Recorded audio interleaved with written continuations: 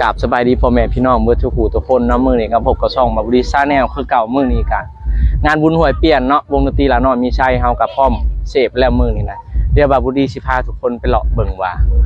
วงดนตรีละน้อยมีชัยเฮานี่เป็นน้องใหม่มาแห้งในช่วงนี้เนี่ยตู้ลายชำใดแบบว่าเป็นตัวท็อปของประเทศลาวเลยนะช่วงนี้ทุกคนเดี๋ยวพาไปเบิ่งเดี๋ยวพาเลาะบุญเลยไปเบิ่งวงดนตรีละน้อยมีชัยนำกันนี่ทุกคนนะนี่ก็จะเป็นห้านเป็นมือบุญแล้วคนก็มาเริ่มลายเลยทุกคนนี่ค่ะห้านลายแห้งนะทุกคนเดี๋ยวจะพาไปเลาะบุญห้านแค่เครื่องเริ่มมาแล้วเพราะว่ามือบุญแทบทุกคนวงดนตรีเฮากันแล้วเรียบร้อยกำลังเช็คซาวอยู่ของเทิงทุกคนเดี๋ยวจะพาไปเบิ่งว่าเดี๋ยวจะพาไปเบิ่งวงดนตรีละน้อยมีชัยครับนะทุกคนเนาะละน้อยมีชัยเอาก็พร้อมแล้วทุกคนเตรียมเบียร์มาขายแต่น้ำแข็งยังบ่มาส่งทุกคนนัด5 โมงตอนนี้ยังบ่มาทุกคนตอนนี้นะน้ำแข็งนัด5 โมงยังบ่มาห้างแค่เครื่องมาลายแห้งทุกคนตอนนี้นะเรื่องไฟชีเสียงดอกเป็นลายแห้งทุกคนนี่เนาะทุกคนตัวนี้กำลังเตรียมความพร้อมมือแรงนี่จัดหนักจัดเต็มแน่นอนนะทุกคนวงดนตรีละน้อยมีชัยเฮาน้องใหม่ไฟแห้งตัวท็อปทุกคนนี่ครับมือมิกเฮากำลังลงระบบโปรแกรมอยู่ทุกคนตอนนี้นะลงระบบโปรแกรมเตรียมเรื่องไฟแสงสีทุกคนเดี๋ยวตอนนี้นะยังเตรียมอยู่ทุกคนตอนนี้ก็เป็นเวลาอยู่ประมาณ5 โมงปลายทุกคนเนาะนักร้องดีเจเขาเข้ามาแล้วทุกคนตอนนี้นะนักร้องประจำวงดีเจแม็กนะทุกคนโอ้อย่าเป็นพี่อย่าเป็นพิธีกรนี่ทุกคนเดี๋ยวจะพามาเบิ่งโต๊ะของเขาก็ลงมาลงโต๊ะนี่ประมาณ300นะทุกคนเนาะตั้งในประมาณ200 หน่วยเนาะตั้งนะบาบุดีกับคนลงกับทีมงานวังฮักแล้ววัง3 โมงเนี่ยทุกคนเนาะนี่บ้านห้วยเปลี่ยนเมือง2 คอนนี่เดือดแน่นอนเนาะมื้อแรงนี่เนาะใครที่อยู่ใกล้นี่มาเด้อมาซื้อเบียร์ซอยบาบุดีไงตอนนี้เขากำลังเตรียมระบบไทยนะทุกคนเนาะเพราะว่าเริ่มค่ำแล้วเตรียมลองไฟเช็คซาวด์แล้วทุกคนเนาะนี่ทุกคนสำหรับไฟแสงสีเขาก็พร้อมเลยคนเดียวจะมาเช็คซาวด์ให้ทุกคนทั้งเสียงแบบเสียงเขาสิดังเท่าใดอันนี้โรงงานน้ำก้อนเขามาส่งน้ำแข็งเลยทุกคนเบียร์เอามาเตรียมลงมือนี่ก็300 แก๊สทุกคนเบียร์มือเขาลงมา300 แก๊สมือบิ๊กประจำวงเขาสุดหล่อทุกคนเชียร์มอด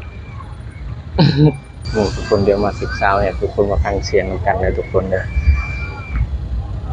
โต๊ะเอาลงแล้วรับ300นะทุกคน300โต๊ะเลยน้ำแข็งก็มาเลยทุกคนน้ำแข็งมาส่งแล้ว4-5 ถังเลยทุกคนเบียร์ก็เตรียมความพร้อมมาอย่างลาย300 แก๊สเบียร์เฮานะอันนี้ก็เป็นเจ๊บาบุดีเองเนาะอันนี้ก็หัวหน้าวงดนตรีละน้อยมีชัยบาบุดีลืมห่อเข่าเลยทุกคนไพ่ใหม่หม้อแล้วปะจ๊ะไพ่ใหม่หม้อแล้วปะจ๊ะทุกคนไพ่ใหม่หม้อเข่าต้องบอกขึ้นอายแต่เป็นรถคือนายเลยทุกคนเกือบไม่เหมาะ เกือบเหมือนทีมงานมาได้กินข้าวนะทุกคนนักร้องเขาก็มาถึงแล้วเตรียมเครื่องเตรียมของแล้วทุกคนเอาไป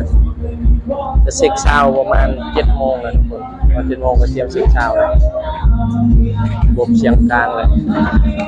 บบเบสเสียงกลางนะทุกคน ระบบจอของเราทุกคนนะทุกคนเดี๋ยวจะพาไปเบิ่งข้างหน้านะทุกคน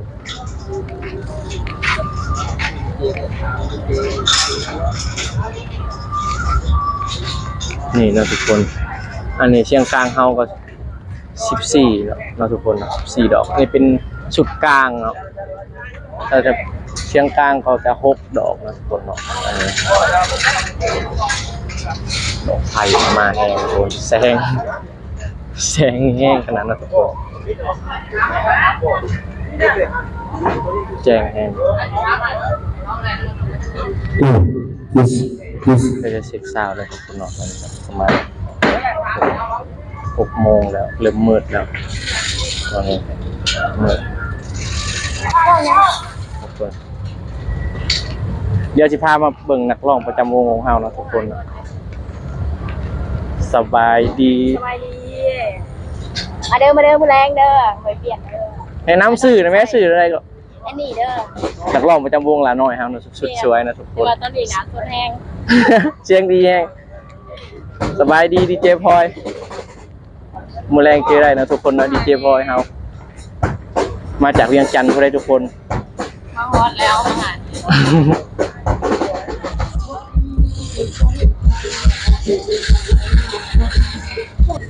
นี่อันนี้เป็นทางเขาเนาะกลางเต็นท์บอนขายเบียร์นะทุกคนขายอยู่ไกลออกมาซื้อเบียร์ซอยเนี่ยเด้อ